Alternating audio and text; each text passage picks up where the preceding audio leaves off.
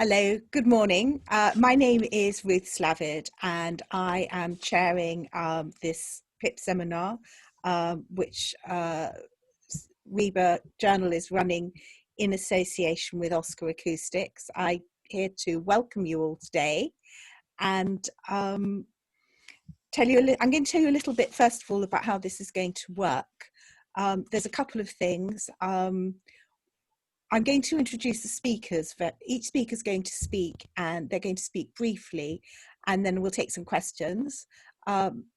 If you want to know more about the speakers, you can see their biographies in the whole program, which is under the chat function. Obviously the chat function is there for chatting, but if you want to send in any questions for the speakers, they will be taking questions immediately after their presentations. Then please could you do that on the Q&A function and not on the chat function. And if you would like us to know who you are, and we would be delighted to know who you are, then please also say so. And in terms of who you are, we ran one of these events last week. It was on housing and we had participants from all sorts of places. I think it's really lovely that we can get a global reach. And therefore, I'd be grateful if when you have a moment during the presentations, if you could please, on the chat, just tell us who you are and where you come from, which part of the world you come from. That would be great. There's a couple of questions that always get asked and I'm going to answer them before you ask them. First of all, a video of this will be available. It will take a little while, a few days to edit, but then that will be sent out to you. And I think if you want the PDFs of the presentations, you can have those as well. We are going to have two speakers, and as I said, we'll take questions after both of them, and then we will have a break of about 10 minutes for a comfort break. And I would ask you not to switch off your computers, not to log out, but actually just to leave everything on, walk away, and just come back, and we'll be there. I can see that the numbers are still going up. So to anyone who's just joined us, welcome. As I've said, I'm Ruth Slavid. I'm chairing this webinar on office developments. It's an absolutely fantastic subject. We're really all asking questions about offices now, having been in them very little. I think we know that we are going to need offices in some form, albeit possibly smaller, but they are going to be different. We had some questions in advance from someone who was asking about trends for openable windows and mixed mode ventilation, particularly as we start getting, we hope, less pollution in the streets. Somebody interested in increased use of, same person interested in use of more sustainable materials, talking about cycle and cycle change facilities, and obviously asking about post-COVID behaviour change. I'm sure we're going to touch on all of those because, as I said, we have a very varied set of speakers. I'm going to introduce our first speaker now, who is Julie Fleck, who has done a lot of really interesting work on inclusive design. She's sat on all sorts of bodies. She's written a book about it. She's got an OBE for it. She's going to give us a great presentation. You are going to hear her prompting the slides because she's not actually able to share them from where she is due to a connection issue, but you'll still see her to start with and then see the slides. And as I said, if you've got any questions for her, please send them in on the Q&A and not on the chat function. I'm going to hand over to you, Julie. Thank you. Thank you very much, Ruth, and welcome to everybody, and thank you very much for inviting me to speak this morning. I've got a lot of slides. I'm going to whiz through them quite quickly, so you can have them afterwards. Next slide, please, Stuart. The first few slides are a very sort of general introduction to what we talk about as inclusive design in my work and in the UK. When I started off 30 years ago specialising in access for disabled people, it was very much about special provision. Today we absolutely talk about inclusive design as a process that tries to ensure that all our buildings and places can be easily and comfortably used by everybody. And the graphic on the right of my slides is an image that we commissioned for the work that I was doing with the Mayor of London on the London Plan, trying to illustrate that it is about everybody. It's about choice, independence, dignified, welcoming, flexible, convenient and comfortable spaces. Next, please. But this concept has evolved over years and years, and you can go right back to the 1970s when Vic Finkelstein from the Union of the Physically Impaired Against Segregation talked about the difficulties disabled people were having trying to access and be fully participating in our society. And I've got a picture here which actually was from a news item back in 2013, but the photograph was taken back in the 1990s when Direct Action Network were campaigning to try and get accessible transport, and nobody in a wheelchair or with difficulties with steps could get onto our buses in London. That of course has now changed considerably over the last 30 years. Next please. Next slide please. And one of the real key help with that, if you like, a really helpful tool was a fantastic guy called Mike Oliver, who back in the 1990s was writing books about disability and how disabled people were really discriminated against and restricted from participating in normal activities that we all take for granted. And what he did was he turned the whole medical model of disability on its head and said, don't look at the individual's medical condition. You know, people manage their own circumstances. You know, it's up to them and their GP and their doctor or whoever. Actually, what we need to all do is look at our attitudes towards disability, how we design and build and manage our built environment, and how we organise our organisations and what policies, practices and procedures. So that social model of disability I really picked up in my work as trying to ensure that as a town planner and an urban designer that I was really ensuring our buildings and our places were more accessible. Next, please. So we've really gone from the 1960s when Selwyn Goldsmith, fantastic guy, I knew him before he died, really helpful about designing specifically for disabled people, and he started doing that in the 1960s. And then gradually through the 1990s and the 2000s, we looked at that inclusive design concept and the social model of disability. And now we are looking at those intersectional issues between not just disability, but race, gender, and we know from all of the things that are happening in the world, we've all got multiple identities, and we need to look at that and build that into how we design and build our built environment. Next, please. So, as I said, the concept of the principles of inclusive design were developed in the 1990s and the 2000s, and the Design Council is still using the principles of inclusive design, which is all about putting people at the heart of the process. And I think we've really seen how everybody's needs have changed substantially in the last few months, and we really need to recognise diversity and difference and how people's lives are affected by the way we design and build our environment. And one solution doesn't fit all. We have to have choice, we have to be flexible, we have to be adaptable if we're going to create a comfortable and enjoyable environment for all of us. Next. In the UK, and it's great that there's so many of you from across the world listening this morning actually, but in the UK we have a number of areas of legislation and government policy to try and push forward this whole concept about inclusive design.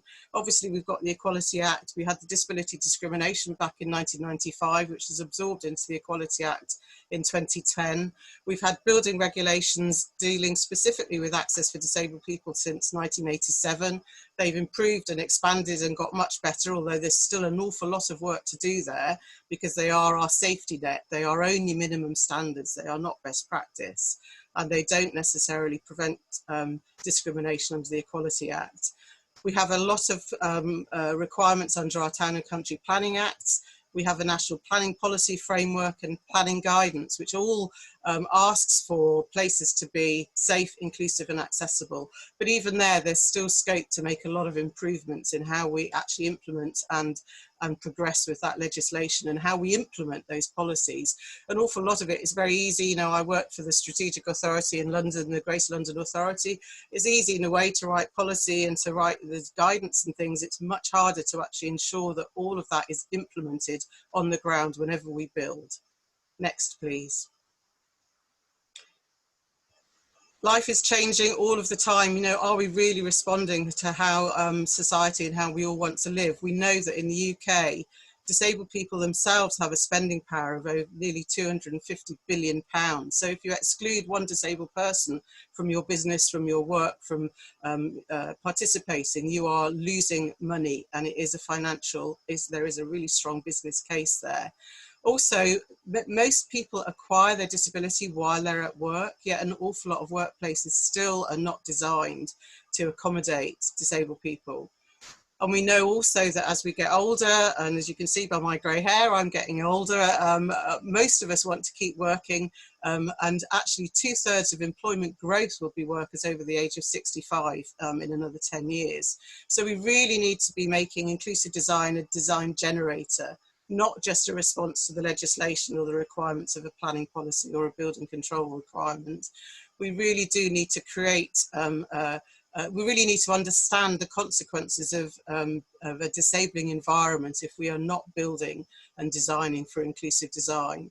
And it's not just about designing for disabled people or for older people. We also need to think much more widely as well about people living with dementia or autism or mental health issues. And all of these issues need to actually be incorporated in how we are designing our buildings and places. Next, please. Sadly, we're still not doing this. I think despite 30 years of fantastic change and improvements, and part of the theme in my book is celebrating those improvements and celebrating what we have achieved. But our government did an inquiry into disability in the built environment in 2017, and a lot of the evidence coming from organisations of disabled people themselves, and for people like me working in the field, we still have created huge challenges for disabled people using our buildings and our public spaces. And that does result in an unacceptable diminution of the quality of life inequality. So we still have a long way to go before we really are an inclusive society. Next, please.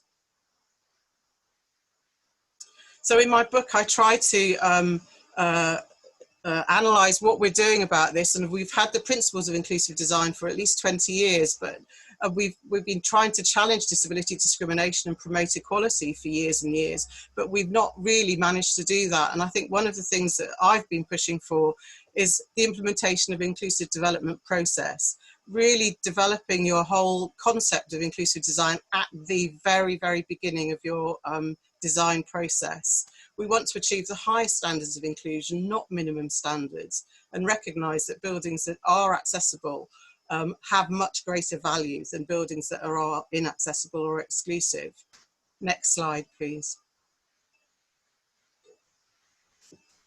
And we are all responsible. You know, it's always, oh, well, Julie can do this. She's the access advisor. She's the inclusive design advisor. She can sort this out. But actually, whether you're an architect, a planner, a building surveyor, a building owner, a client, a developer, we are all responsible for this. Next, please. And when I was working for the Construction Industry Council a couple of years ago, following a project around built environment education, we produced a little leaflet called the Essential Principles for Built Environment Professionals. And it is about all of us taking responsibility ourselves to actually build an inclusive society. We have to do more than just the minimum standards and really integrate all of those principles from the outset and make that the normal way that we work every day, not just something for a small minority of people who are experts in the area. We all need to take responsibility. Next, please. I'm a member of the British Standard Institutions Committee that deals with BS 8300. That's our British standard on access and inclusive design. We updated it in 2018. It's a very comprehensive standard. It still needs improving. There's still more we can do, but it is what we consider to be the best practice in the UK. And I would urge everybody to have a look at those standards and to build those standards into their procurement and tendering processes when they're bidding and working on new buildings. Next, please.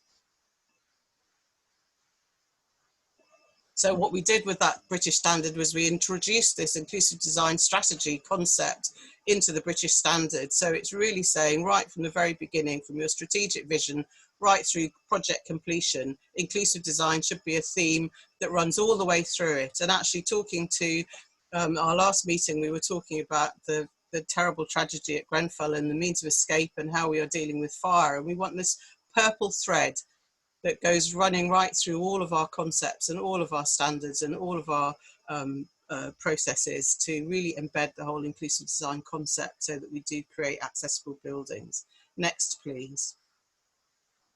And I'm glad to say that RIBA have now introduced the concept of inclusive design in the plan of works, right from the stage 0, from strategic definition. Inclusive design is now in there and it should be followed right through the whole process. Next, please.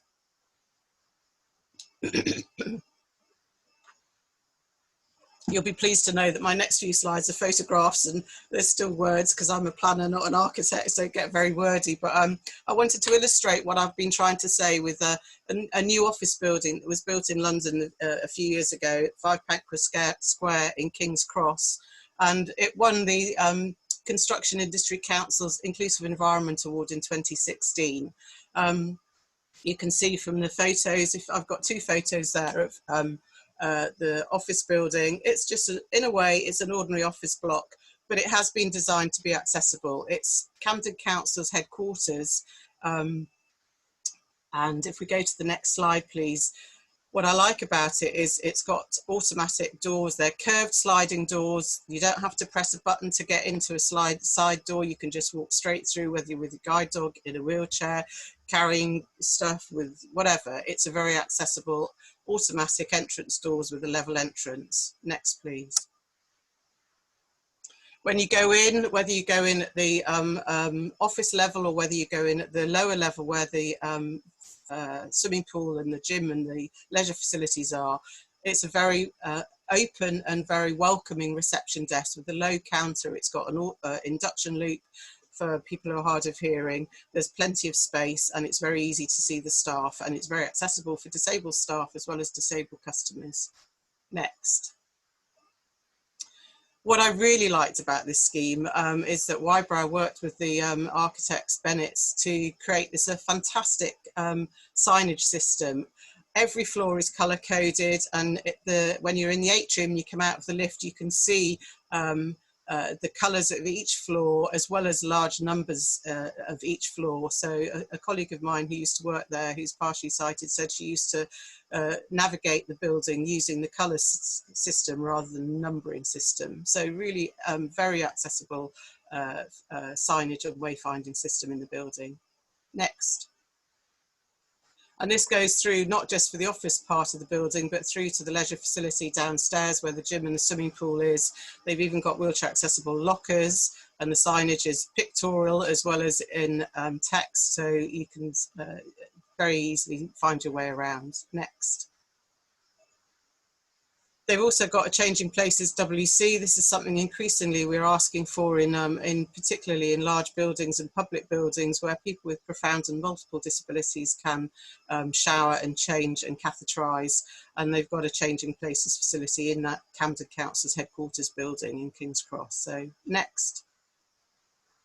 We also put one in City Hall. It's a bit more colourful. This was a converted space, so actually you can install these facilities even in existing buildings. You don't have to have a new building for it. And if you want more information about changing places, I've put the link there. I'm realising I'm starting to run out of time soon, so I'm going to run through. Next, please, Stuart. I've just put a list here of common design pitfalls. We've got a British standard, we've got our building regulations, we've got a lot of advice out there, but we still don't get it right. So Stuart, maybe you can just flick through the last few slides quite quickly. They're fairly obvious. how we design ramps that cut through steps. There's no handrails, no colour contrast on the edges. You contrast that with this slide where the steps have been highlighted. Where they don't highlight it is really difficult. If you've got open treads, open risers, not poor handrails, really difficult for a lot of people to use. Entrances that are revolving doors, you see a lot of problems where people can't get in through the side door, it's locked, or you have to ask permission to go in. The glazing creates a lot of reflection, the manifestation isn't good enough. This is a hospital entrance where you've got to be told how to operate the doors. Contrast that with really good wayfinding, wide corridors, easy to use handrails on the doors, welcoming entrances, good signage. Lighting can be very confusing. You can have really good lighting, or you can have lighting that emulates steps, and even though it's not steps, it's completely flush. You need flush thresholds, easy to use door handles, easy to grip. The top right left slide is easy to grip, but it's not hard, it's not easy to find. You want to be able to find those handrails. And one thing I have articulated in my book is about the needs of deaf people, using the deaf space concept and the importance of design for the mind. So I think that's the last slide now. Stuart, is there one more slide? Next. Stuart. Oh, COVID. I've put a few thoughts around what's happening now. And we've heard from the Deaf Children's Society about the difficulty of people wearing masks where you can't lip read. The government are doing an inquiry because there is, you know, a detrimental impact on disabled people. BSI are producing guidelines for it. And I think we need to really look at how we're designing our spaces and buildings to make them more accessible, particularly at this very challenging time at the moment.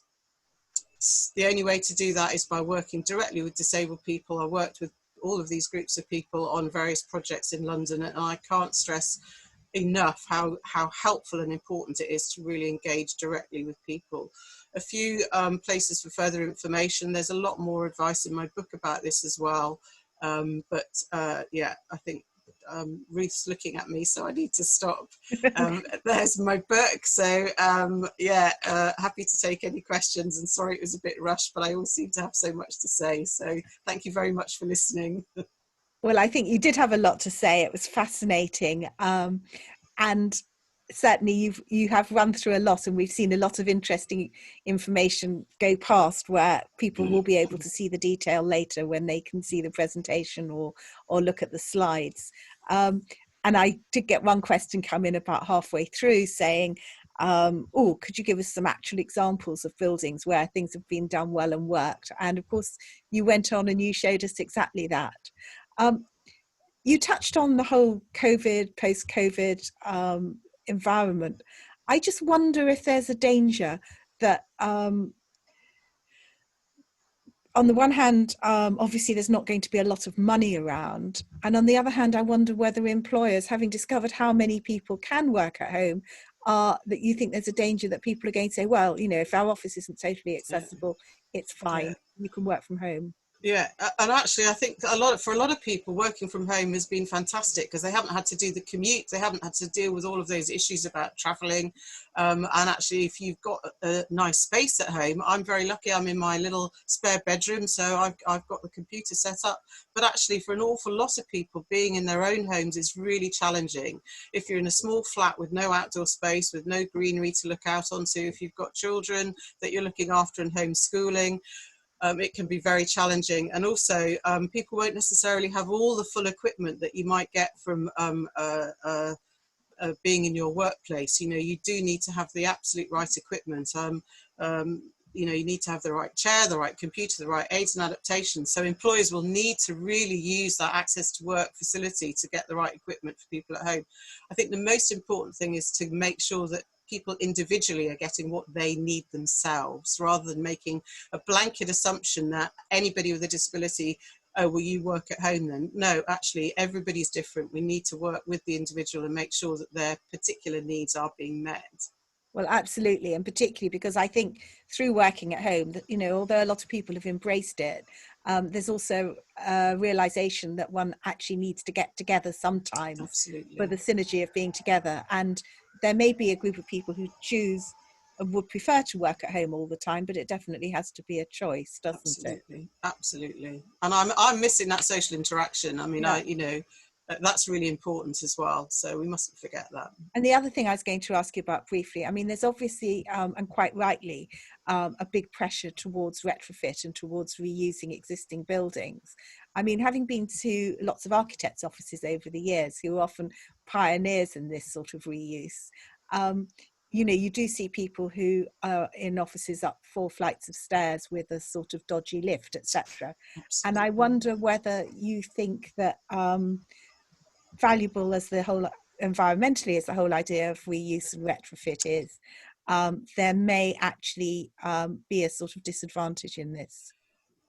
I think actually one of the things about doing the work that I've done is, in a way, it's quite easy with a new building, because you can then build in the standards and build a building that's accessible, even though we still don't get it right. But of course, most of our buildings are existing and will continue to exist. Yeah. We're building homes that are going to last for 200 years now. Even in the City of London, the office buildings are there for 25 or 30 years. So we do need to be able to retrofit and design our alterations to be fully accessible as well. And what my worry is that we will say, oh well, it's not possible, it's too expensive and we can't do it. Well, actually you have to do it. If you don't do it, you are excluding not just a few wheelchair users, but so many of us have all sorts of needs that has to be incorporated into the design. And I think it's absolutely essential that those design standards are absolutely applied to new building, to the alterations of existing buildings, as well as to new buildings. And we have to work around that and ensure that that happens. That's fantastic. Thank you so much, Julie. We're going to move on to our next speaker now, who is Ben Hancock, who is Managing Director of Oscar Acoustics. I've listened to him talk before, and he's always been really interesting. And I know that he's going to touch on something which is definitely very topical. He's going to be talking about the well building standard and acoustics in those terms. So over to you, Ben. Thank you very much. Hope you can hear me okay. I'm just going to share my screen now. Wait for it all to pop out.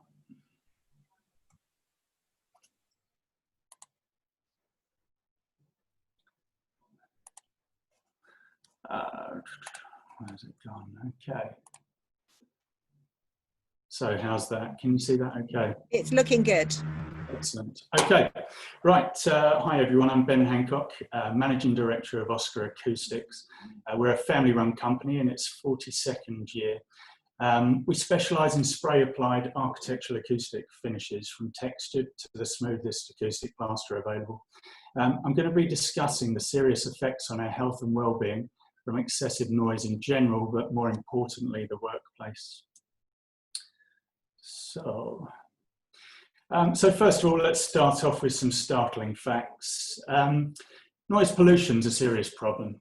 The Chief Medical Officer in England says it's second only to air pollution in damaging public health, while the World Health Organization, who we've heard quite a lot of recently, highlights issues such as tinnitus, sleep disturbance, heart disease, obesity, diabetes, adverse birth outcomes, and cognitive impairment in children. 90% of people would not return to an excessively noisy restaurant, but many restaurateurs see noise as atmosphere, but it's all about calculating the correct amount of absorption to create a perfect balance for all. These restaurateurs don't realise the damage it's doing to their profits and the health of their staff who are being regularly subjected to damaging noise levels for long periods of time. The same goes for busy open plan offices, call centres, warehouses, but unfortunately, unlike customers, most employees don't have the option of not returning. So are we on the edge of something big here? A lack of knowledge by employers, putting their employees at risk. Something that could be bigger and more expensive than PPI, perhaps. I certainly hope not, but it's something we do need to do something about it. So, to try and learn more about employees' knowledge of noise and the effects it's having on them, Oscar Acoustics commissioned a Noise in the Workplace survey 2,000 UK employees across a range of different sectors. Due to the length of this presentation, I'm only going to skim quickly over a few of the questions, but there's far more information available. I'll mention that at the end. So, which of the following do you think are possible negative side effects of excess noise in your work, in your environment? So bear in mind that according to the studies by WHO, all of these are, and many just aren't aware. So you've got irritation, tiredness, poor sleep, reduced productivity, hearing damage, increased blood pressure, heart attack, diabetes, stroke, relationship breakdown, that's a big one, increased risk of hospital admission. So many people just weren't aware. So if you take stroke, for instance, only 15% were aware, and that's in millennials, 25 to 34-year-olds. When you take other age ranges, it goes down to 5 to 7%. So what's the most common way to escape noise? Our survey says 25% of us use headphones to drown out the racket, but this actually increases the issue by 9 dB. 1 in 5 of you know of colleagues missing calls or ignoring their boss. Serious stuff. So this one, question 3 was, have you ever done the following as a result of excessive noise in the workplace? So 26% of 25 to 34-year-olds, millennials, have asked to move to another desk due to noise levels.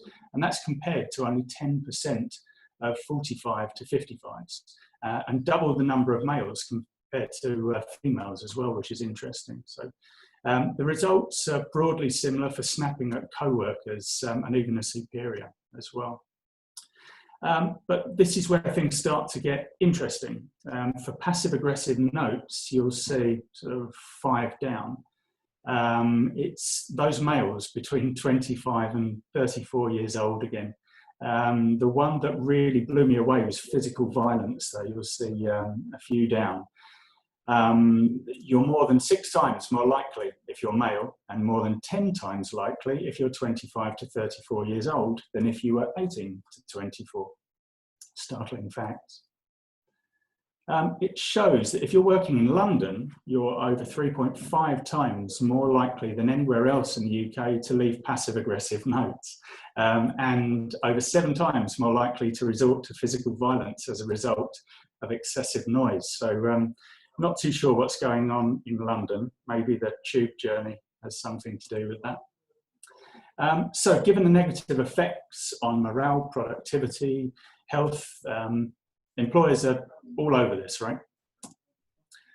Well, a survey says 54% said their employer has taken no action at all to combat it, and 42% said that they don't even take it seriously. So if only there were building certification systems that architects and contractors could work towards when designing new workplaces. Well, here is one. The Well Building Institute, and there's no finer reference for our spray applied products than Ellis, the company that founded Well Building Standard, using Sonospray FCX through their new HQ in New York. The architect's Gensler recommending the product to the client's specification team for its perfect fit with Well's building standard. As you'd expect, this building is built to the very highest standard of Well, and to achieve LEED V4 Platinum and Living Building Challenge certification. And by coincidence, global architecture and design firm Gensler also selected one of the Sonospray range for their own new European HQ at number 6 Moortown, East London, highlighting its long-term commitment to the UK. This is an outside shot just here. It's a great building, loads of light. You can see Sonospray K13 is applied directly onto the profile steel sheet. It's just above me as well, the eagle-eyed amongst you will notice I'm actually not in my own office. I'm using Gensler's office as my, my backdrop today. So having signed a 15-year lease, Gensler entirely reimagined the 35,000 square foot building, an opportunity which afforded the firm an unparalleled opportunity to not only design a unique workspace, but a chance to transform their processes and ways of working in order to develop in a way that is relevant to businesses and clients now and in the future. The buildings achieved a design stage assessment and interim BREEAM excellent rating, for which the Sonaspray's green credentials contributed to. So our Sonaspray range achieves the following for being classed as low emitting building materials, something that's very important within the WELL building standard as well. So it's M1 classified. It's compliant with the California Department of Public Health. It's Green Guard Gold certified for indoor air quality. It's got the BREEAM rating for indoor air quality as well. It's also got an environmental product declaration in accordance with ISO 14025 and also Leeds as well. Also, none of the materials are on the red list as well. I should at this point say a big thank you to Gensler for sharing their professional images with me. It's for this presentation, it's kind of made a big difference. I wasn't able to get good shots when I was there last. So moving to a completely agile work model, the space provides a diverse range of interconnected work settings to fully enable Gensler's 230 plus employees to create together. The building has presented Gensler with the challenge and opportunity to think about its need for optimal creative performance through smart workplace design and how the space can allow for evolution, growth and flexibility. Something I'll come back to in a moment. Flexibility is a big thing. So what is this wonder material Sonaspray, I hear you ask, even though you're all on mute. Sonaspray architectural acoustic finishes are high-grade recycled cellulose paper and specialist water-based adhesives. They're treated to achieve Class O and B -S1 D0 fire rating, providing significant benefits over the approved document B requirements for by providing little to no smoke and absolutely no droplets, assisting in a safe escape for occupants. They also contribute to, environmentally, BREEAM, Leeds, SCAR, Living Building Challenge, Passive House. They were actually used within the University of East Anglia, which at the time was dubbed the UK's greenest building. So the range can effectively lower the carbon footprint of a building by sequestering rich stores of carbon for the life of the structure or application, which is ideal for companies that they're trying to tackle their carbon footprint. RWE Power, who we did their HQ last year, they were using it in accordance with SCAR, and the Sonaspray K13 Special was being sprayed throughout every building on the park for this reason. In fact, JLL recently published a piece in the press, very interesting, saying that green offices are more likely to bring in rent premium and less likely to sit empty. Buildings with BREEAM very good or higher certifications saw a rental premium of 8%. London developments with BREEAM outstanding or excellent ratings experienced vacancy rates of just 7% within 24 months. In comparison to those that were rated very good, recorded a vacancy rate of 20% within 24 months. So a big difference there. The range really lends itself to the modern flexible workspace and being used to spray entire buildings. This can be during a Cat B fit out, but increasingly we're being asked about the practicality of using it as a building owner's Cat A acoustic solution for the reasons in the last slide. And we're proud to call JLL one of our clients for this reason. Spraying the original concrete slab, metal profile, rib deck is ideal as it acoustically treats and decorates the building itself. The system also gives an unparalleled level of freedom for the Cat B design and workplace layout. These pod-like structures you see in this photo here can be built and dismantled without affecting the sonar spray above, allowing for reconfiguration as and when required. Something we may see more of as we come out the other side of COVID-19 pandemic. If this had a mesh top, instead this pod, then it actually would have benefited from the acoustic spray above. So you wouldn't have had to have put any in the pod itself. As with this Investec project for TP Bennett and BW Workplace, the hangers and the primary unistrut grid were all installed. Other than that, it was a completely bare soffit. So we sprayed onto the hollow rib deck, and all the beams were foil face lattice beams. And then after we sprayed onto it, unobstructed, then the rest of the M&E was installed afterwards. This sequence provided a quality finish that could be installed at an economical pace. What I really liked about this project was all the different layers. We sprayed the whole lot. In some areas, the sonar spray was fully exposed. In other areas, they had a suspended mesh or timber ceilings behind it. So where you had an acoustic, where you had a mesh, the sonar spray was acting as the acoustic engine behind those. And at any time, this project could be reconfigured with minimum disruption to the sonar spray itself. It's actually very, very easy to do small hand repairs as well, to the point where we can actually, whilst on site before we leave, we actually can teach one of the main contractors' labourers how to do completely invisible hand repairs, sort of a tennis ball size I could personally do in about a minute to a minute and a half. So thank you for listening to me. If you'd like to know the full results of the workplace survey, please either send me a LinkedIn invite to view our blogs, or you can find them on our website. You can also follow us on Instagram, where we regularly post beautiful professional photos of all our work. And you can subscribe to us on YouTube, on our YouTube channel, where you'll find some great videos, including a new company video that we're extremely proud of. And you've also got some new product videos coming up very, very soon, some Oscar Acoustics innovations. So I hope you found it to be informative.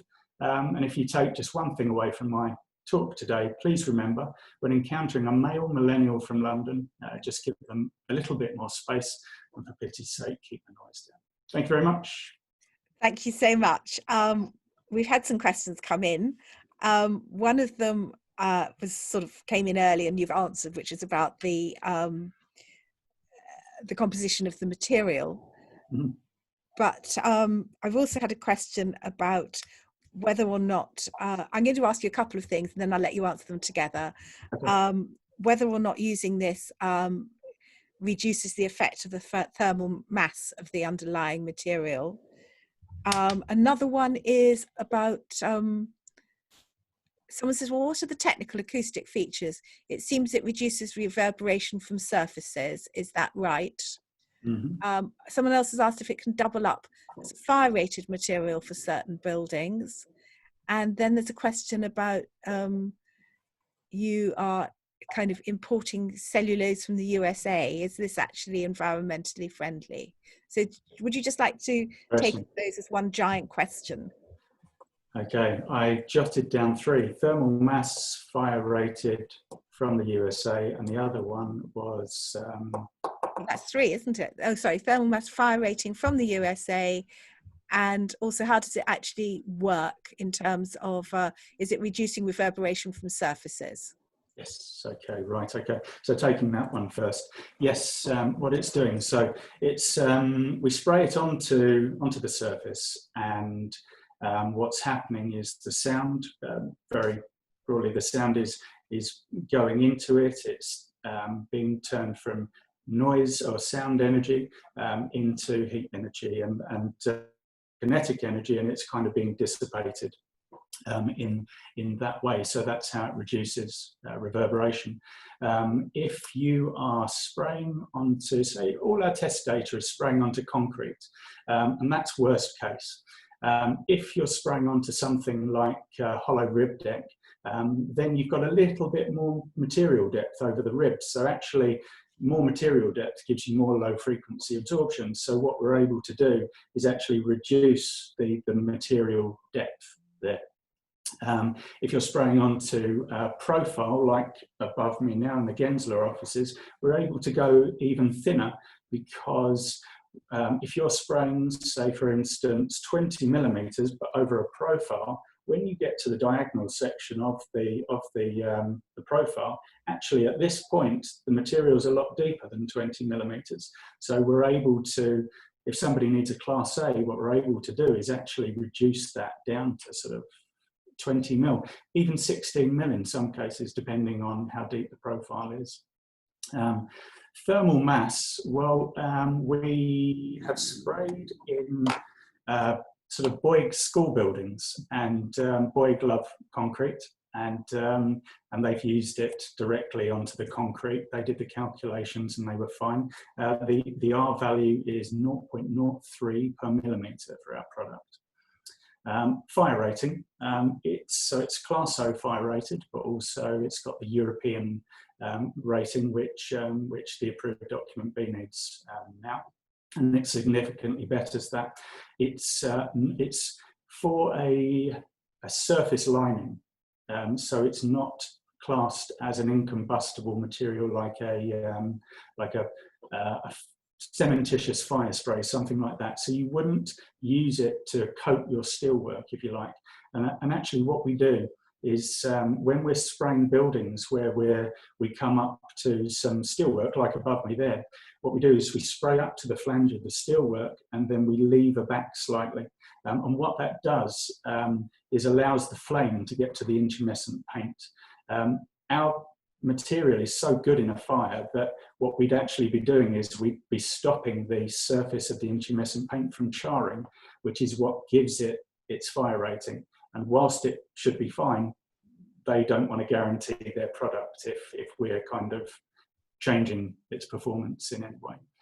And being from the USA, actually we're bringing it over in 40-foot shipping containers, which is actually one of the most environmentally sound ways of bringing something anywhere.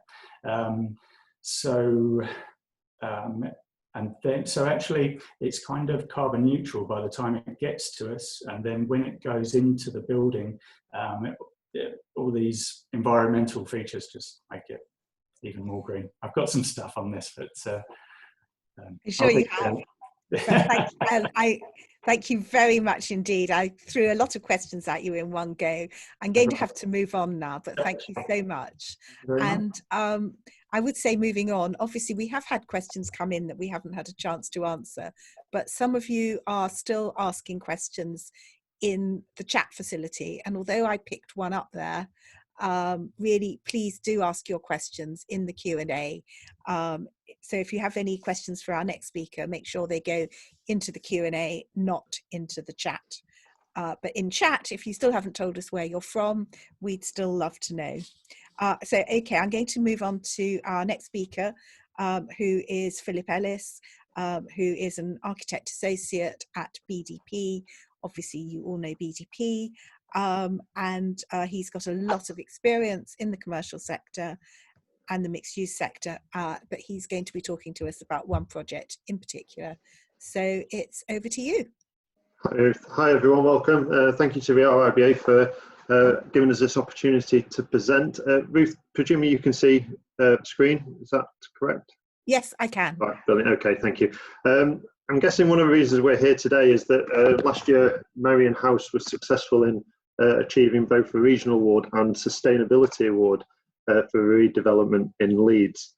I'm conscious that there's a whole host of attendees today from various locations. The project's based in Leeds, which is a city in the north of England, West Yorkshire. It's 200 miles from London and about 50 miles from Manchester. Leeds has the second highest population of any other local authority in the UK. And that's an important fact in the sense that the building is for the local authority. It benefits from being from the north of Leeds. It's just south of a ring road. It's adjacent to the universities and the hospital. It's about a 20-minute walk from the train station, which is just to the south of the map. BDP has had a long history with both Merrion Centre and Town Centre Securities, who are the landowner and developer.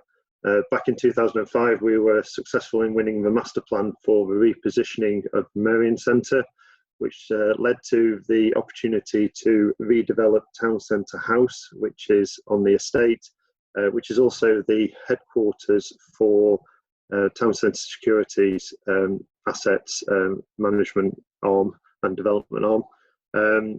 Furthermore, in 2014, the multi-storey car park and existing 1960s market hall was refurbished. This was part of a wider regeneration of the area, including the Leeds Arena, which TCS were pivotal in getting it into this location to the north and east of Leeds.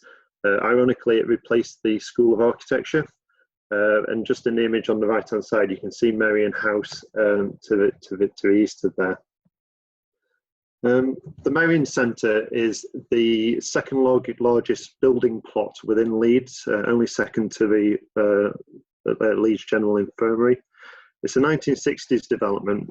When in its conception, it was cost TCS £6 million. Small money, margin with inflation, it's a lot higher now.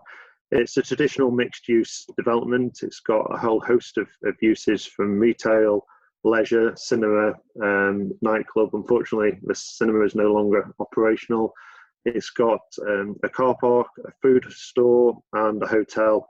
And then just sat in the image on the top, you can just see Marion House as it sits and is complete today. Which is also shared with two other office buildings, Wade House and Town Centre House, which is the one that we refurbished back in just after 2005. Work started on the Merrion Centre in 1960. Merrion House itself was always intended, for want of a better, a pre-let to Leeds City Council, known as East Riding local authority at that point. The building was designed to have a chamber, a debating chamber on the 10th floor, which boasts slightly better floor to ceilings. Although kind of over the period, it's become more of a back of house. So things such as child welfare, housing, job centre, NHS partners and police partners have occupied the building. It's been in continuous operation by Leeds City Council through its 45 years, and they've just signed another 25-year lease on the building. The building is a joint venture between Leeds City Council and TCS. They had quite a long lease left on the 1973 building, and in order to reposition it, there was a mechanism created, the JV, which allowed them to invest some of their own money, and TCS also invested the sale of half of it into the building refurbishment. These are some of the existing photos taken back in 2010, showing the state of the building. We can see on the picture here that basically the office building itself floats above the retail and leisure functions of the Merrion Centre, with its main entrance just tucked behind the kind of street paraphernalia here. On the right-hand side, top right, you can see the extent of the existing office environment, individually controlled lights from pull cords, perimeter air conditioning units, lane grid ceilings, and a lot of clutter. I think it's fair to say that the building was becoming to be tired. There was back maintenance on it, and it just needed a bit of a reset. TCS and Leeds City Council approached us, and there was kind of four critical parts to their brief. It was the new ways of working, which was a new central government's manifesto, which basically set out kind of buzzwords being working without walls and working beyond walls. which basically invoked their flexible working methods, working from home, working from other partners' environments, remote working. So intention would be that when they moved back into the building, they'd all be flexible, using laptops, Skype, Teams, kind of fast forward to where we are now, sat at home, kind of that kind of model. Second part was the estate consolidation. This brief came out of a period of austerity. Like most local authorities, they were looking to reduce their annual bills. This building allowed them to reduce 17 of their buildings within the city down to just 4. The other key part to this was bringing all their public-facing services into one roof rather than them being dotted in and around the city. What it has meant is that Leeds City Council's workforce of 3,300 have now been reduced down to 1,900 workstations. So it relies heavily on that previous working without walls and working beyond walls to allow flexibility in where their staff work from. One of the issues with the building was it needed a huge amount of back maintenance, refurbishment. It was estimated nearly £1 million worth of back facade refurbishment was needed.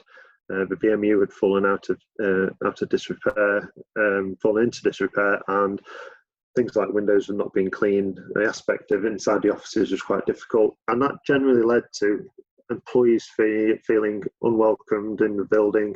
The lifts were slow. It was cold in the winter, and it was hot in the summer. So generally, it needed a reset. Despite all of this, as I said previously, it was a time of austerity. Whilst we were all keen to produce an award-winning building, Leeds City Council did not want one. They wanted something that felt as if it was appropriate to the needs they had, for the budget that they had. So how did we respond? I think just before and after photos here. So what we've managed to do with the building is to increase the floor area, obviously consolidating all those functions into one building, meant that the space requirement was quite specific, and what we needed to do is achieve that. And as I previously mentioned, the whole of the Merrion House building sat elevated at a first floor level. We looked to include new environmental, mechanical and electrical services, increasing the efficiency of all those. LED lighting was introduced, presence detection was introduced, hall call destination for the lifts, making those more efficient, and also reducing the amount of travel time. Building on Julie's early presentation, accessible, inclusive and diversity-focused design was a key driver for Leeds City Council. They just released a new paper which stated that all their developments needed to meet a certain criteria, and Marion House was to be an exemplar of that. New envelope, which obviously helps with the civic presence and the overall appearance of a building. And then from a wider development, TCS had their aspirations for the building. They wanted to continue the wider master plan redevelopment of the Merrion Centre, its outward facing facades, so new retail units were included. And then working with Leeds City Council, the public realm was improved. So some of the constraints on the building, typical with its 1960s origin, the food hall kind of sat in underneath the building. We had over a level change just over 3 metres between the Merrion Way and Woodhouse Lane elevation. So Woodhouse Lane is perpendicular to the elevation, short elevation, and then Merrion Way to the south of this image here. Part of the brief mentioned was the retail units, which didn't necessarily help with the connectivity at ground level to the office building, but what we did allow is to reuse the existing, it was termed the Sunrise Court, ironically facing north, but nonetheless it allowed previous access to the underpass which connected the 4 corners of the Claypit Lane connections, but this did allow us to operate the public-facing aspect of the building, both at Woodhouse Lane and at Merrion Way. On top of that, we refurbished and built additional office area. Overall, we've increased the building by 30%, circa about 20% in the annex building, a new build, and the remainder improving the net to growth and benefits on the facade to increase the overall floor area in the refurbished building. And then divorcing both the refurbished building and the new build annex by this new atria, which reinforces those lower ground and upper ground connections. Orientation for the building was key. Obviously having nearly 3,000 staff, permanent staff or flexible staff working from the building, needed to get in and out of the building flexible. It wasn't just those purges at 9 o'clock and at 5 o'clock, it was throughout the day. And then at the same time, the visitors' entrance was key to allowing those public functions to operate seamlessly without any kind of hindrance or unable to find the facilities. Working with the Leeds City Council, we were able to reduce the road junction and improve the pavement structure, which also meant that we could oversail the existing highways retaining structure with the new building, which allowed us to have a small footprint at the low level, but obviously hanging out over the street at the upper level with the oversail. I'm just going to rattle through these, conscious of time, but basically, so lower ground floor affords Woodhouse Lane access, level access. We've got automatic doors, which get you into the public aspect of Marion House. This is where basically, if you've got an immediate inquiry with Leeds City Council, this is where you'd go. You've got Jobs Shop, you've got a Leeds Credit Union. If you were dealing with planning applications, you would come here. And then we've got the hub desk, which is 14 positions, which the Leeds City Council would deal with any query that you had with the city and living within the city. Building on the diversity and inclusion, we won the West Yorkshire LABC Best Inclusive Building in 2018 as well. The building boasts a changing village, unisex WCs, male and female WCs, because not everyone is comfortable using a super loo. We've got a prayer room, we've got mobility scooter charging points, accessible drop-off, induction loops, all the positions for the inquiry, both reception for the staff, but also the visitor inquiries have low and high level areas. Induction loops were included within those. Signage is dealt with in Braille, and we went to a lot of work with the Diversity and Inclusion Office of the Leeds City Council to get the right light densities of materials and wall coverings and lighting within the building, so that orientation around the building, accessibility was kind of paramount. Just building on Julie's earlier comments, I think a few of her examples were local authorities, and I think it is local authorities that are driving this agenda more successfully than private developers. But it has been rewarding working on this building, and actually with very little alteration to the brief, we've been able to successfully fit a lot of the sustainability, inclusive and diversity agenda into an existing building, albeit with a significant extension on that. But it's fair to say that most of those offerings are within the existing built fabric. So down here we've got, as the topography moves up from left to right, we've got the basement storage area. So we've got our changing village in there for runners, cyclists and motorcyclists. One of the sustainability opportunities for this building was the ability to connect into a future combined heat and power network that Leeds City Council is starting to spread out across the city. So what we've got is we've got 2 1 kilowatt gas generators in the basement. These basically provide electricity to the building, but also their heat has the potential to be used as part of the CHP network. This works for Leeds City Council because they're such a big consumer of gas, so their rates are quite low.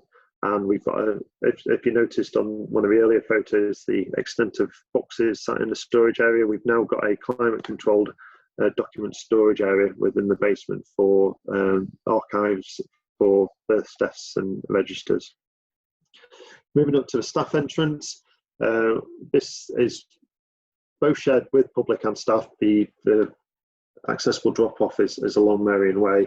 Again, we've got auto open doors, accessible the reception area, and then the lily pad, which has been coined here, is a kind of offshoot of the main function, which is where we deal with the birth deaths registers. So it's more of a private area, which people obviously are not on the main thoroughfare and deal with those sensitive matters.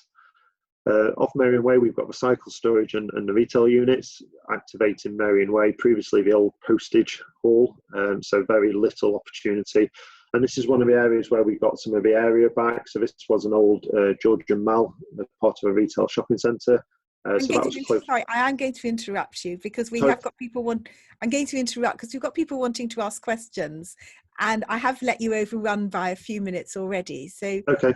Can you just sort of wind this up, and then I'll ask you a couple of questions. Okay, go on and go ahead, ask a question. I'm pretty much there. So I was basically showing the link through managed to achieve the kind of positioning within the city. So the main entrance to the building. So go on, yeah. Sorry, I'm losing you a bit there. Are you okay? Can you hear me? Yes, I can. Yes. Okay. I'm just going to ask you a couple of things. One was actually to do with your gas-fired generation, and somebody said, why are you using this instead of a photovoltaic facade system? And then there's a couple of things which I guess are kind of linked. One says, well, what percentage of desk provision has been given for the city council workforce, and does it potentially look to be too great? And somebody else, who's obviously future gazing even more, said, well, if the corporates would vacate the town centre office model, drastically reducing harmful air pollution caused by commuting, could these buildings be repurposed for social housing?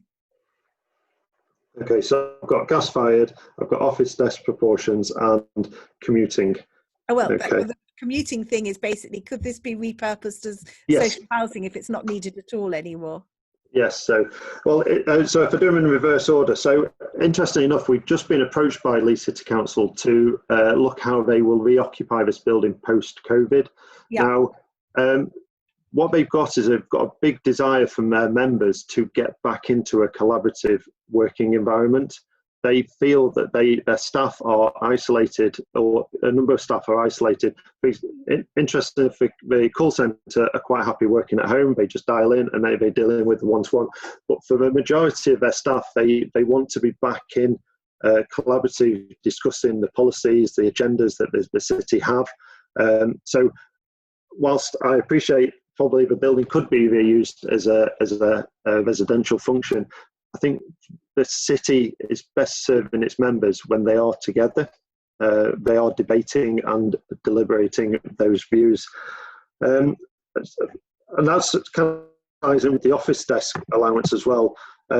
Whilst it is a hot desk environment, we're looking probably about 80% utilisation of those people, with 20-30% of those people not necessarily working from home, but being at meetings or working with partners within the cities. At the moment, they are looking to increase the density of the building, so trying to get some more workspaces within the building. So whilst I can see the sustainability drive to reduce or to kind of move people out of these buildings, the desire for the members is that they want to be in a collaborative environment. They want to be sat next to their colleagues working. And then the gas generation, yes. So photovoltaics were reviewed, but the city felt that being able to tie into the combined heat and power network within the city provided a greater benefit for its members. Obviously the CHP feeds a lot of the social housing. It provides a lot of the heat that the city has, and therefore is a more cost-effective use of public money in order to facilitate this kind of wider sustainability agenda for Leeds City Council. That's brilliant. Thank you so much. I'm going to draw this to an end now. We're going to have a short break. We're going to start again at 10:15. So that gives everyone 7 or 8 minutes to get away. And as I said, please don't log out. Don't turn your computer off. Just walk away and come back to it. And I will look forward to seeing you then. Okay, thank you. Hello, everybody. Welcome back. welcome back to everybody from everywhere. I haven't gone through all the chat, but I have noticed that we've had somebody from Bosnia-Herzegovina, we've had a couple of people from the Middle East, and we've had somebody from Mauritius. And no, I'm not jealous at all. We've had some great presentations and some great questions, and actually one or two of the questions that came in after Philip Ellis's presentation said, well, how are offices going to work post-COVID? I'm hoping that in a minute our next speaker is actually going to address that for us. But before we get on to that, just to remind you, if you do have questions, please do send them in on the Q&A stream and not, oh, and we just got someone from Hong Kong as well. Send them on the Q&A stream and not on the chat stream. Chat is for telling us where you're from or for any other chat you want. So I'm now going to introduce Sunil Johal, who is Director of BeFlow Consultancy. He is now, having worked for Argent, worked particularly in Birmingham, and he calls himself a proud Brummie. He's now working as a development consultant, and he's going to tell us what we really all want to know. He's going to tell us about the future of work. So, are you here? Morning, Ruth. Hi, lovely to join you. Welcome. I'm going to share my screen. So, let's try this.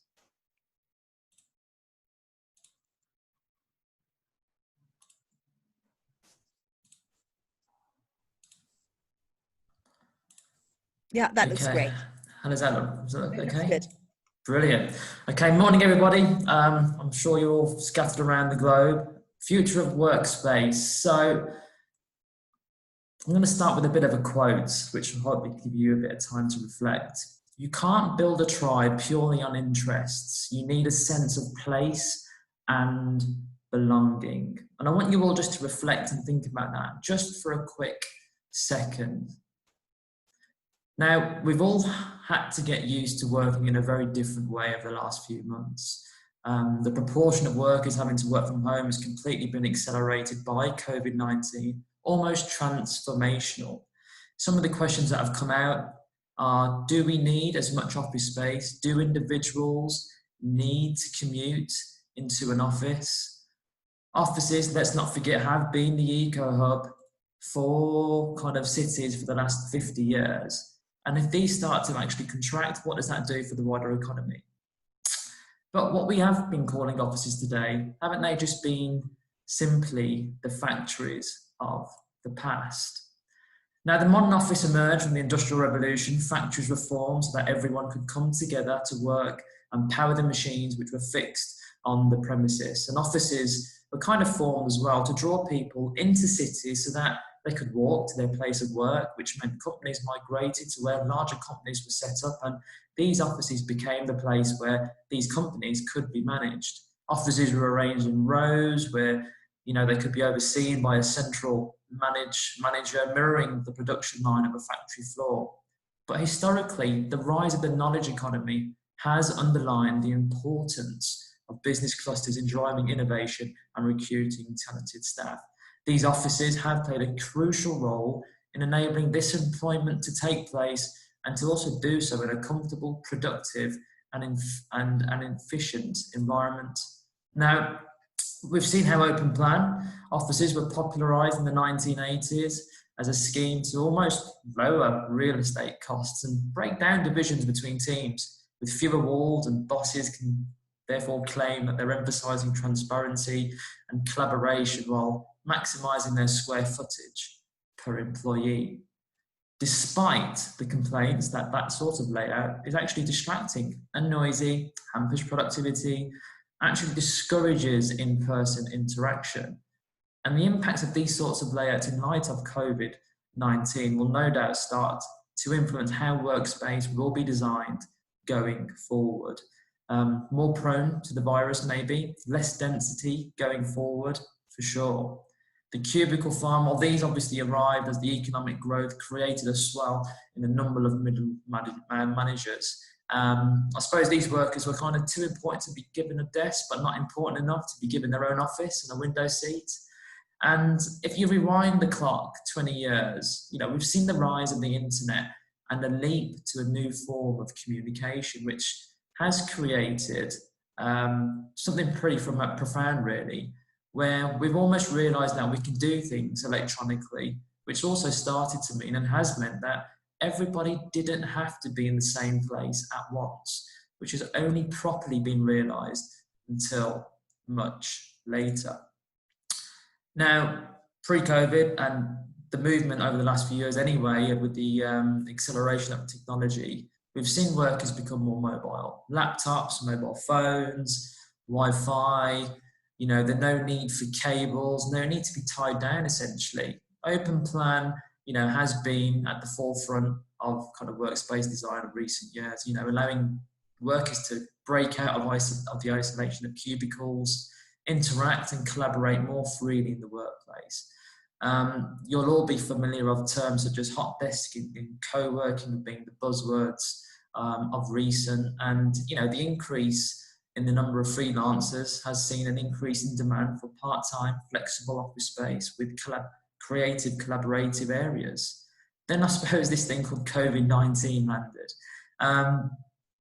The working from home accelerator, potentially, which has almost been a bit of a forced experiment for us all. So now this particular photo, I'm sure a lot of you will be familiar with this sort of scene, juggling home, family life. And, I'm sure you've all got very different experiences depending on what your individual circumstance is. But I think what we have learned is that we have to move away from the work model, which has been based on simply workers clocking in and out, which also stems from the Industrial Revolution. Before that, people were actually paid on what they made and produced, and not the amount of time they were simply spending in a physical asset. But if offices do cease to be the centre of working life, and I'm not saying that they are, then the idea of working set hours like 9 to 5, well, it almost becomes less meaningful. And this has already started to be shifted by the gig economy. People want freedom. They want freedom to manage their time, which, of course, if this is granted, we will see a complete full circle approach on people being paid for their function and output, and not for the time they're simply spending in an office or a place. We're already seeing the big tech companies drive the way on a working from home model. I mean, Twitter has already stated that all their staff can work from home forever. Facebook stating that half of their staff will be working from home within the next decade. But these sorts of high-paid, highly skilled roles do have a disproportionate impact on the economy due to them being knowledge jobs. Now, knowledge jobs have evolved within cities, the reason being that they thrive off an agglomeration of people, goods and services closely packed together which support productivity.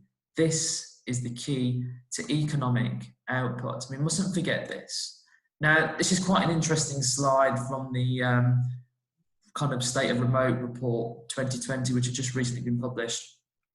And I think it's pretty fair to say that those who have been able to work from home have been the privileged minority. And some of us may have enjoyed it. I think some of us have kind of, dealt with it really well. But for others, the story isn't as rosy. And, the working from home model, does have the ability to negatively impact quite a large group of people within the workforce itself. As the world starts to open up, some of the questions and considerations that we've been discussing is, well, can the working from home model actually sustain items such as talent recruitment? How do you do that on an isolated basis? How do you bring someone into an organisation and make them feel part of the movement in an unsupported environment? Long-standing employees, what does that mean if they start to work from home, and how does it actually start to impact career development? What's the message if they're told to work from home? Are they no longer, a critical player? Company culture, this is like, the organization's personality. And, how does this actually work when people become slightly isolated and a bit more separated apart?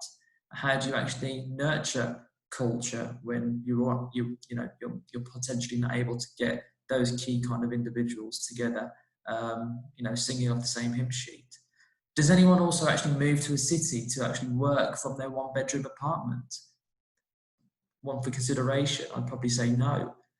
And also, how have people dealt with that kind of the ability to not able to segregate between work and home life? Is this what we call real balance? So a few considerations there just to kind of think about. I mean, the way organisations have previously kind of aimed for competitive advantage, let's face it, to attract the best talent, has just seen the biggest curveball to date with the pandemic, which the pandemic has brought. Now, before we look too far forward, I want to take a slight step back and just get to basic principles and really understand who the occupants of offices are. The humble human being.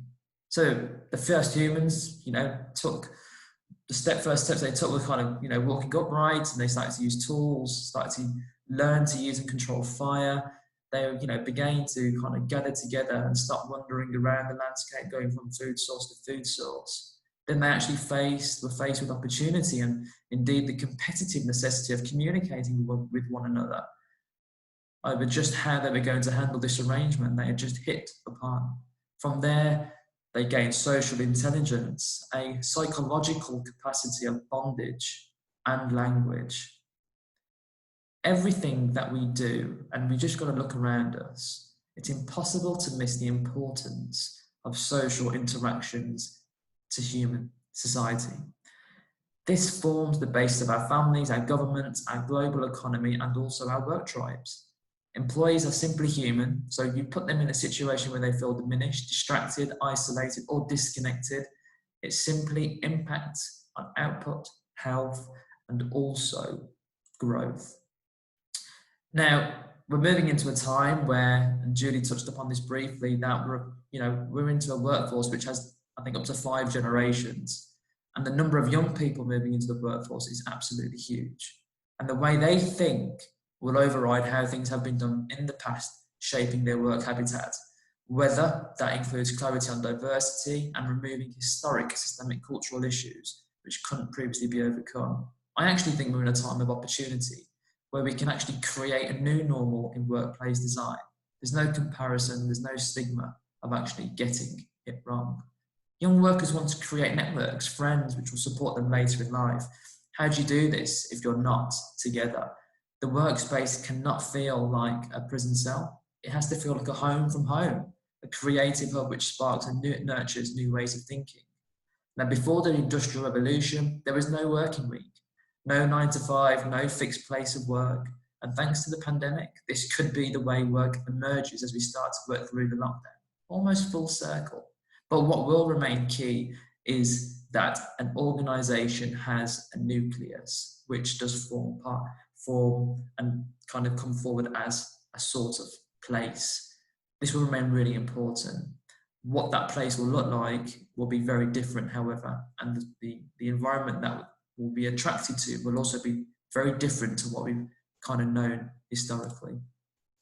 Pre-pandemic, we already saw the development of biophilic features in office space, supported by hotelization, comfort, greener technology and function. And I think it's fair to say that young people will be choosing office space based on facilities and lifestyle, but also on sustainability credentials.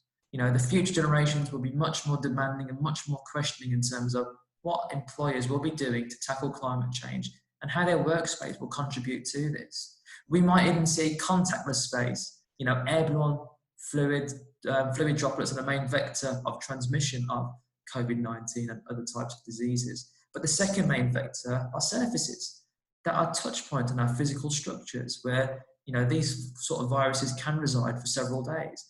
Our workplaces are full of touch points, and some of them experience huge volumes of touch. So these will be eliminated going forward through a variety of measures, which are currently being developed already within the industry. We can go into those in a bit more detail later.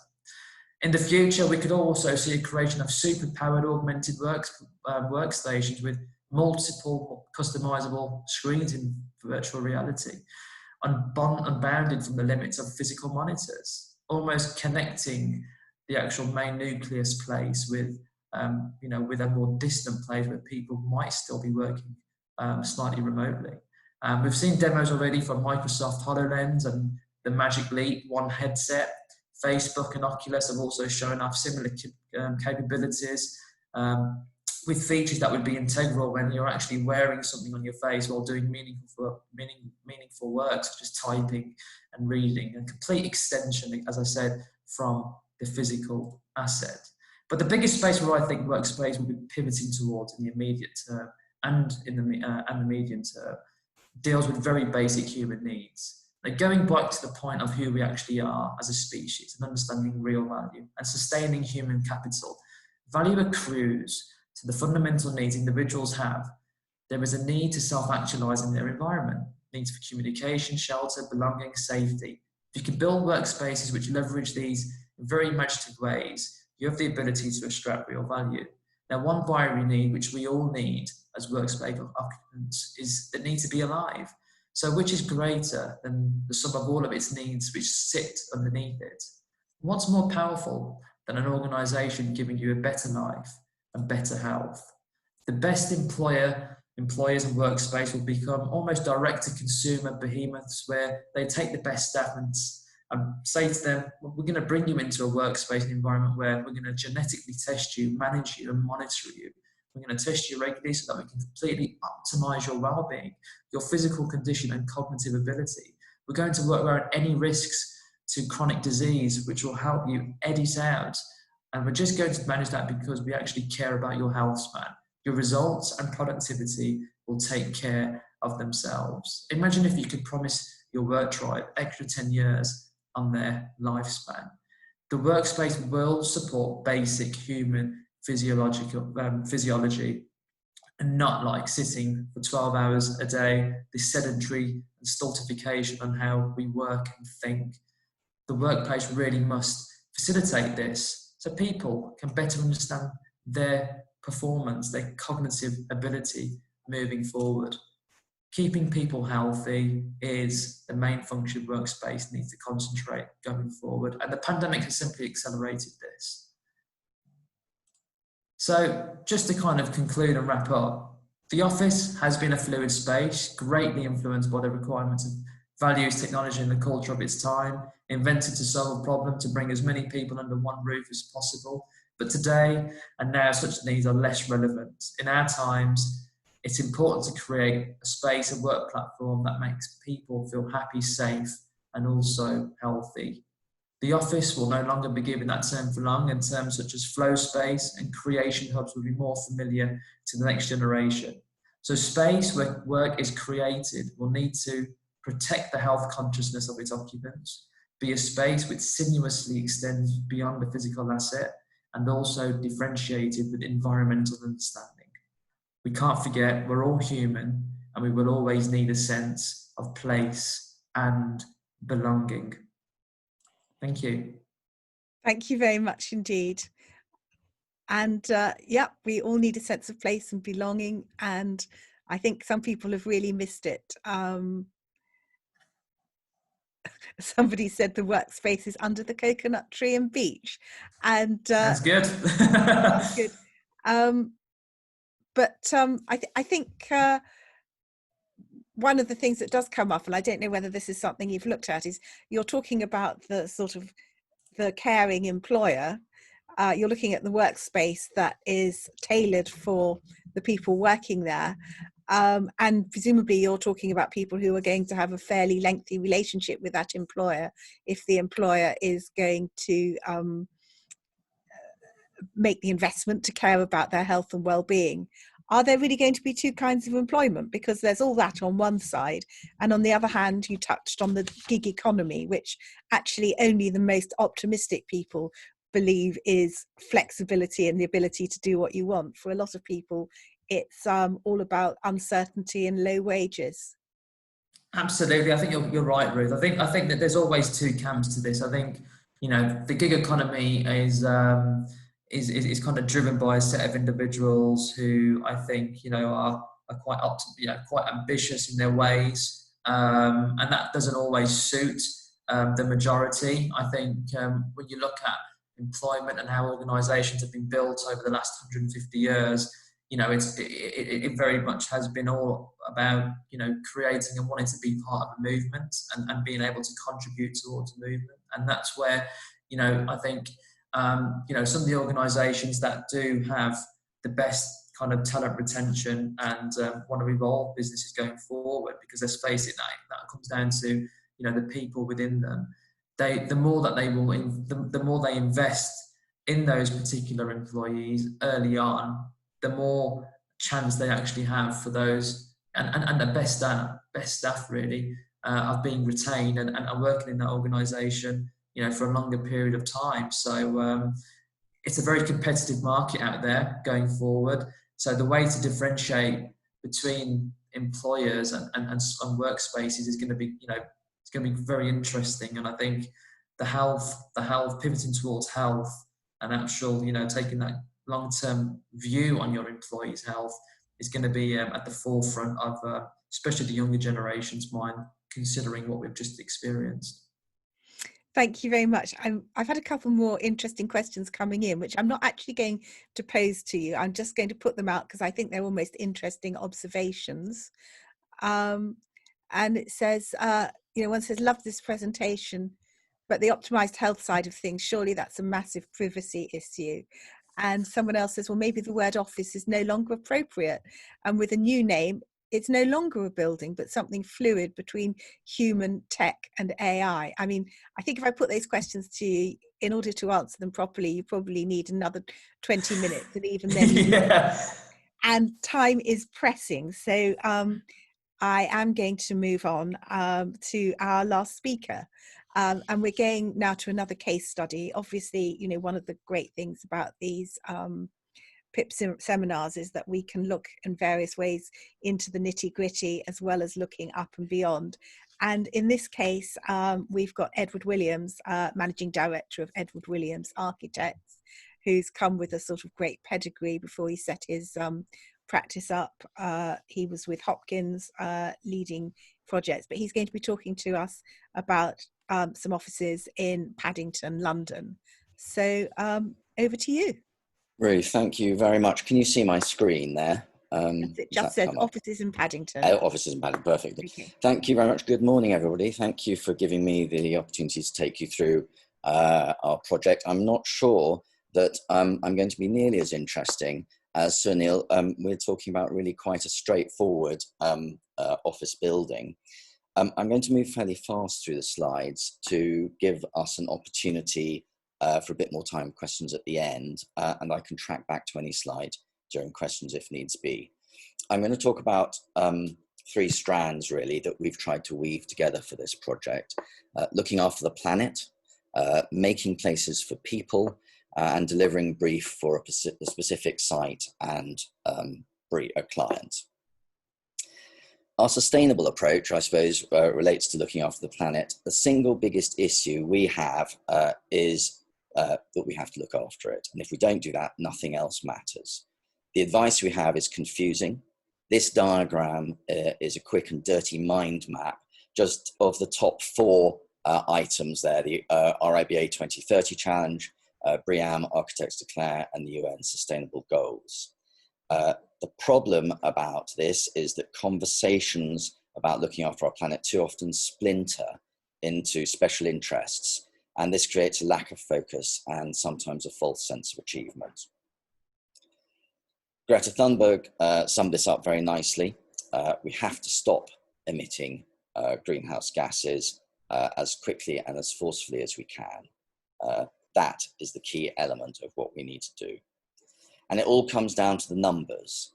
I won't go through these in detail, but the summary is that 40%, nearly 40% of all UK CO2 emissions come from using the buildings we design, not making them, not designing them, using them.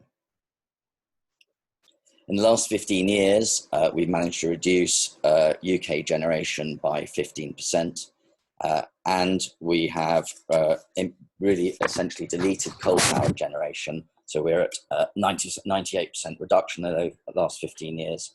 And item C, you can see there, sustainable electricity supply has increased nearly 40-fold in the last 15 years.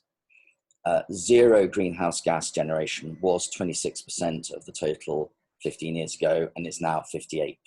It's going in the right direction. And this leads us to an inescapable conclusion that right now the only option is to power our buildings using electricity, and demand reduction is secondary. In terms of designing buildings for people, I think Aristotle sums it up very nicely. Man is by nature a social animal. We are social animals, and our designs must recognize, respect, and enhance this. If I may say something about the COVID pandemic, we don't believe it'll remove our need to congregate, to meet, to be with others, and to foster and develop our society. We know from our own office that we've been 60 to 70% as efficient when working from home. We are benefiting from the flywheel effect of having worked together in offices when working from home now. And we overestimate, we believe, that when we think about what working from home means for the future. We also believe we cannot develop careers properly and develop our company culture by being fragmented. The site that we're looking at is in a constrained central London location. It's in a very quiet mews, but with a strong sense of community. There's no private outdoor space. There's a party wall on the three sides, left and right and to the rear. And these were originally workshops and stables. The brief from our clients, they invest in sustainable agriculture worldwide. Privacy is extraordinarily important to them, and their clients require discretion. And it's their new head office with the ability to be flexible and accommodate change. Our strategic response said to give them the high quality, we will provide good natural materials, well detailed. To be sustainable, we'll use timber, which relates to their investment activities, use electricity to power the building, and reuse existing materials and structure where possible.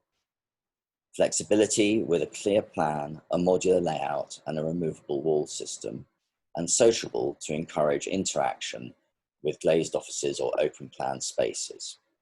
In addition, there was an overlying high acoustic specification for acoustic privacy. The plot is nearly square. It's about 8 meters by 9 meters. We've placed the support spaces at the rear, as you can see, WCs, plant under the stairs and access corridor. And the minimal plant space does actually just fit under the stairs. The public usable spaces are set to the front and give access onto the mews, which is a shared social space. The entrance and breakout area was very deliberately designed to avoid a corporate look. There's no receptionist. You go straight into a friendly, welcoming, but contemporary environment that supports the business vision of our clients.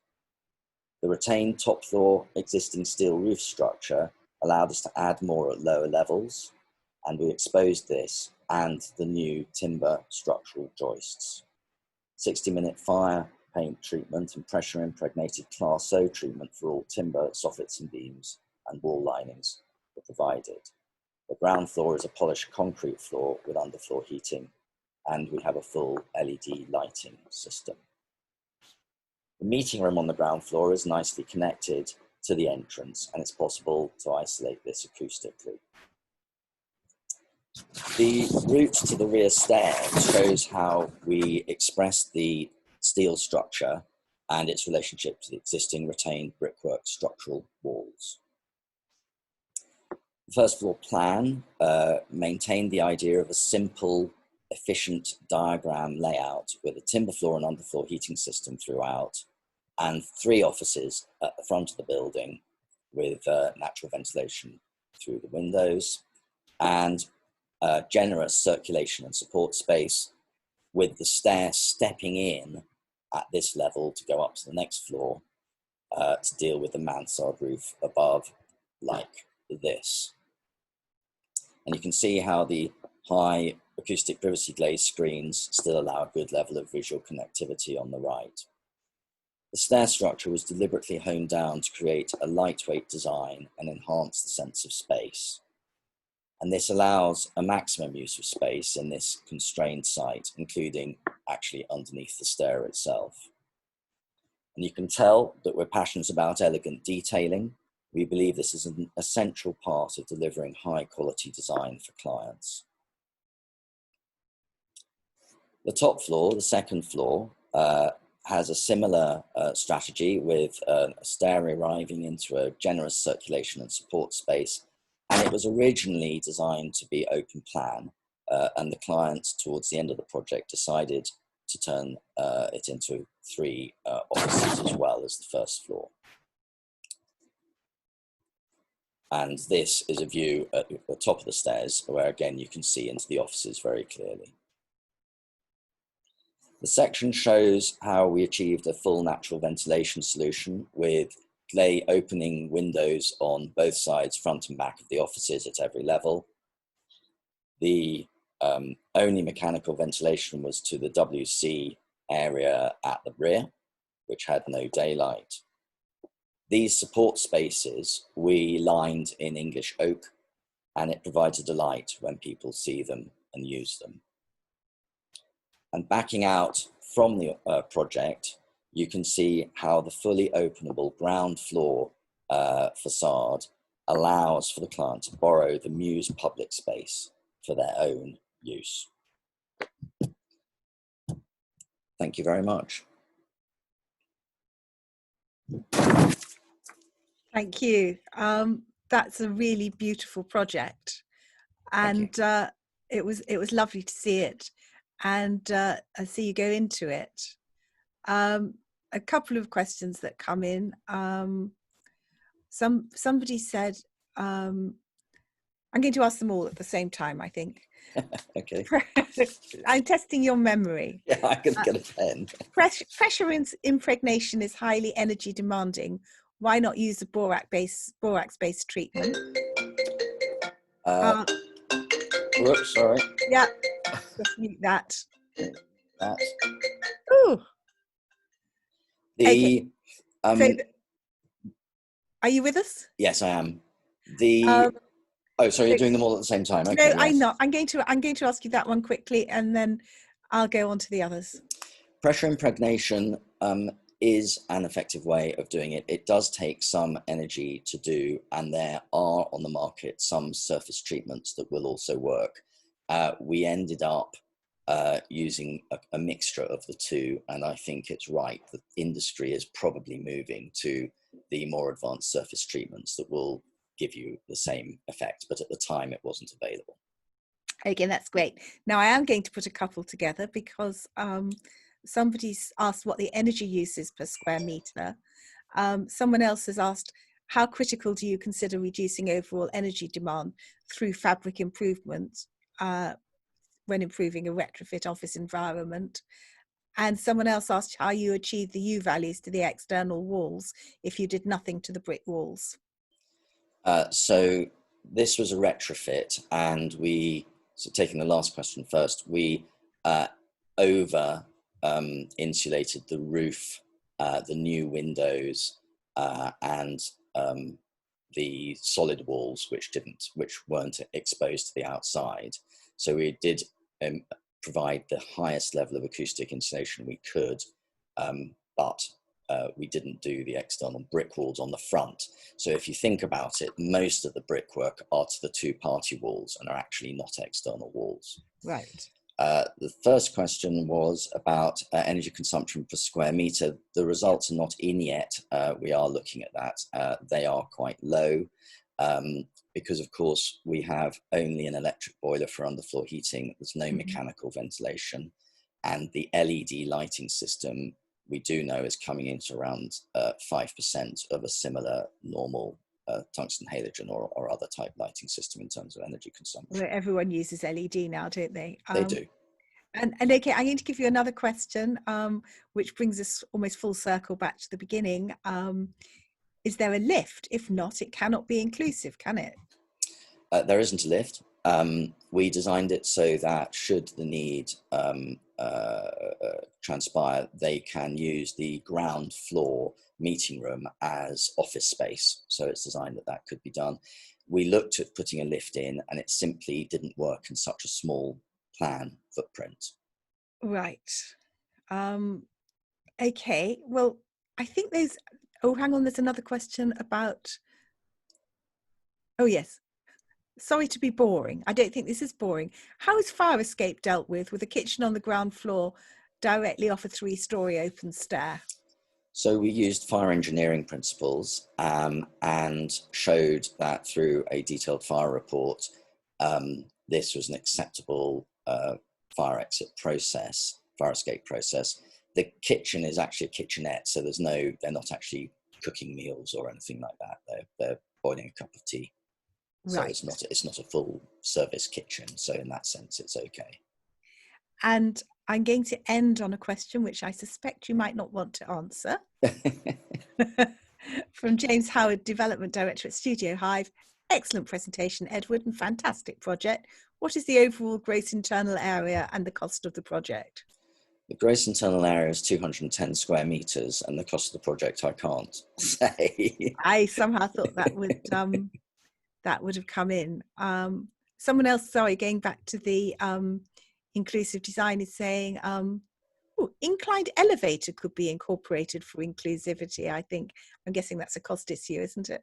It's a cost and space issue. The issue here is that you're not designing a new building from scratch, where of course one would incorporate access to all floors. And so one of the downsides of reusing existing buildings, I suppose one could say, is that you have to make some compromises somewhere. And this project simply would not have gone ahead with the client if they had to put a lift in. It wasn't going to work, or stair climbers or anything like that. Well, thank you very much for sharing it with us. And I think it's very valuable sometimes to remember that when we are looking at workspaces, some of them are these relatively small and beautifully detailed ones, rather than just having to go enormous, which of course can be beautifully detailed as well. I'm going to thank you, and I think I'm going to draw this to a close now. As I said, we've had fantastic attendance here with people from all over the world. We've had lots of questions, we've had lots of chat. Someone has just come in and said, thanks everyone for your excellent presentations, which is exactly what I was about to say myself.